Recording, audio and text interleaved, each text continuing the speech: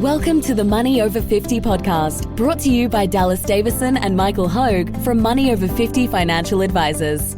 This information is general in nature and does not take into account your objectives, financial situation, or needs. Therefore, you should consider whether the information is appropriate for you and your personal circumstances. If you require personal advice, please contact Money Over 50 Financial Advisors. Here are your hosts, Dallas Davison and Michael Hogue. Welcome to Money Over 50 with Dallas and Michael. If something cannot go on forever, it must stop. Thanks, Michael. Now, this is one that I wrote down the title of this, but we have discussed this many times. It's not really my podcast today. It's our podcast. Now, the concept that we're talking about here is that... You're going to quote the economist? Herbert Stein. Herbert Stein. Yeah, we've actually got... If you've been into our office, there's a big chalkboard, and we've got a chalkboard artist to come in. This is Michael's idea, actually. I don't know where he came with this. There's a sausage dog, and written on the sausage dog, on the length of the sausage dog, is this quote: "If something cannot go on forever, it must stop." So where this came from and why this resonates with us is that I think in our line of work, we see all the time, we see people making statements about there's this thing that's happening, and there's the implied follow-on is there's this thing that's happening, and then implied it's basically... The extrapolation. The extrapolation, that's the word I'm looking for. The extrapolation is implied, which is that this bad thing is happening, and then basically that's where the statement ends. But you can see in people's minds, they're thinking, this bad thing is happening, and the subtext is, and it will keep going on until the world ends, or until, so prices have dropped, therefore prices will drop until they go to zero. Yeah, that's where we see people extrapolate. Yeah, the most. In a fearful market downturn, people extrapolate there. They say, I have $500,000. Oh, hang on a sec, I've got $350,000. Yep. If this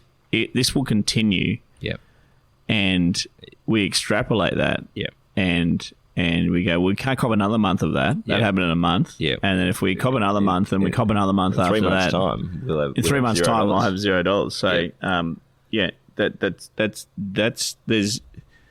there's forces at play. Yeah. And today we'll talk about the forces at play for everything. And I love this saying by an intelligent man, Herbert Stein, the economist, because it's such a succinct way of saying. Non-technical way of saying it. It's saying something can't go on forever. It'll stop. Yep. It'll stop. There's forces at play stopping this. So So national debt is another one. Sorry to steal it at the moment. Who here hasn't heard of the extrapolation of the media where they say, the national debt is this. Yep. It's gone from this to this. If this continues, we'll be at this level. By 2040, we'll be at this level, which means the country will be broke. Well, it doesn't continue. It doesn't continue. There's forces at play that don't allow it to continue. And it stops. And this is, I'll rattle off a few more examples here. And this is, so the human brain is a pattern making machine, and so what we do is we're always looking at things and trying to make a pattern. In the same way that we look at the clouds and see, that cloud looks like a rabbit. Well, the cloud's not trying to look like a rabbit. The cloud's just a cloud. But so I think what happens is we see all these other things and we match a pattern that isn't there. And so that's a good example of prices drop by 30% in 1 month. Does that mean that prices are going to drop by 30% again next month? There's no, that doesn't, those two things aren't correlated, but in our mind they are. And so there's a lot of other examples. In the natural world, we see, there's probably smarter people than I who are scientists can explain. There's a concept I think they call, is it a homeostasis, where they go, things find a natural equilibrium. So, it doesn't, what's the example I'm looking at here? If I'm driving my car 100 kilometres an hour towards a cliff and it's 100 kilometres away, and this is often the smart answer to people saying these sorts of things, is if I'm driving my car 100 kilometres from a cliff, I'm driving 100 kilometres an hour, how long until I drive off the cliff? And the theoretical answer is 1 hour, but the real answer is I'm driving along, and when I get 20 kilometres from the cliff, I see a sign that says cliff coming up in 20 kilometres, and so I go, oh geez, well when I get close to the cliff, I better put the brakes on. And so things that our brain creates a pattern and goes, well, if this then that, but there's a flaw in that logic. And so I can think of these examples all day, but yeah, look, the other one that would be very much on quite a few people's mind is those that waiting to get into the property market. Yeah. So they tend to extrapolate a lot, and I mean, things have gone up by 10% this year. It'll go up by 10%. It is going to keep going up by 10% every year. Now there's at some stage, no one knows when this will happen. Yeah. But there's a force at play. Yes. That it cannot. things cannot allow. Yeah, we cannot. You can't have property prices going up by higher than wage growth, because what will happen is there'll be no one left to buy the properties. Basically, is the whole point. And that's right. Yeah. The other, and this is where I think if we just come up with as many examples as possible, this will tick. Kids crying. If you've got a 2-year-old, or if you more likely I've got a 2-year-old at home, but if you're listening to this, you've probably got a 2-year-old grandkid. If the 2-year-old grandchild is crying, we don't think the kid's been crying for 5 minutes, the kid's going to cry forever, or the kid's going to be crying at their 21st birthday party. We know that there's a natural cycle to these things, and yes, the kid's upset, the kid's crying, the kid's going to stop crying. I have this conversation with Nicola all the time about our 2-year-old, where when she was worried that he wasn't using a knife and fork, I'm going, he's not going to be taking a girl on a date when he's 21 years old and go to a nice Italian restaurant and shove pasta into his mouth. He's going to pick it up. If something cannot go on forever, it will stop. Yeah. He will learn through peer pressure or osmosis or some way to use cutlery. And I think that in other areas of our life, we understand that can't go on forever. We go, well, I've been behaving in a certain way. It's not sustainable long term. I get some feedback on how that plays out. So I'll just dial that in a bit. That's no way to behave. Yeah, and look, I think the implied thing in all of this, when the media reports that national debt's increasing, and if it keeps increasing at this rate, the country will be broke by 2040, and if interest rates keep dropping, then they'll be at 0%, negative 5%. Yeah. There's if property prices keep growing, there's all of these data, and I think the implied thing is, okay, with that information, we can outsmart the market here. Yeah. So we can outsmart. With that information, it's implied somehow that we should do something with that information. Yep. And we're here to give you the permission to disregard that information and just stick to the strategy. Yep. So it's implied that knowing that if the country takes on more and more debt, it's going to be broke by 2040, even if that were true. Yeah. What do we do about it now? Yeah. Like, how do we make investment policy out of that? How do we get out of the good quality companies that we own? And do we what do we do? Do we put that in cash? Do we put that into do we buy a house with it? What's the point? The country's going to be broke in 2040. You know what I mean? You've got it's I guess us giving you permission to disregard all of this noise. All of this noise that serves no purpose. We can't make any investment decisions or investment policies out of that. And we can't predict. We can't stargaze and get anything out of that. There's permission there just to disregard. I'm sort of reminded of. I think I remember in a previous podcast we talked about. There's a famous, or not famous, but there's a financial advisor that I remember listening to a podcast, and he was basically saying, and even everyone's sort of guilty of this, and not everyone's guilty, but it's easy to get caught up in this. So there was an advisor that I was listening to on the podcast, and he's done a lot of research throughout over the last 40 years, got a long and illustrious career. And this guy had, during the global financial crisis, he had clients that prices started to drop, and he got his clients out. And basically, to kill the suspense, he got the clients out. Then what happened? The market prices bottomed and came shooting back up.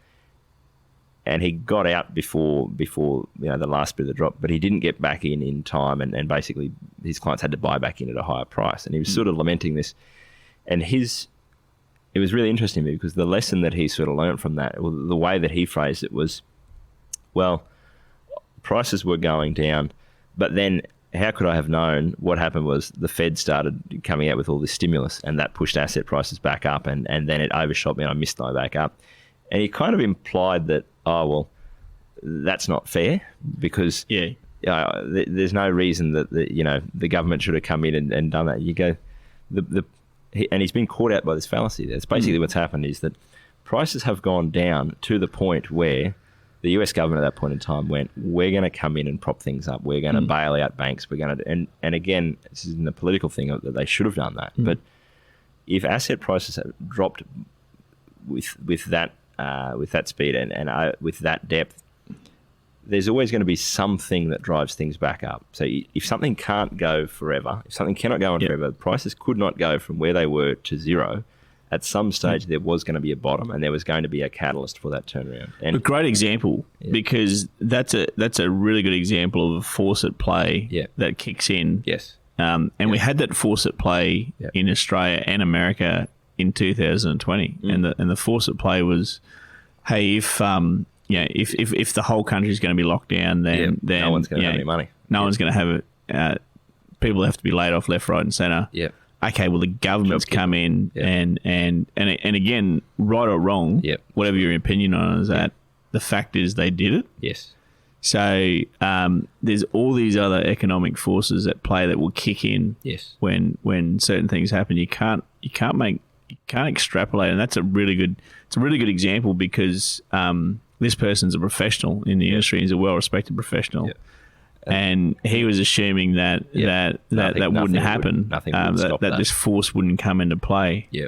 And start to prop things up. Yet it did. And certainly here we are. So it's one of those things where it's your podcast, Dallas. I'm taking over here to an extent, but it's one of those things that I keep coming back to. And what do we do about it? Yes. And what do we do about it? Even if it were true and another force wouldn't come in, what do we actually do with that information? And I think you've touched on a good point there. Of we've had this conversation before.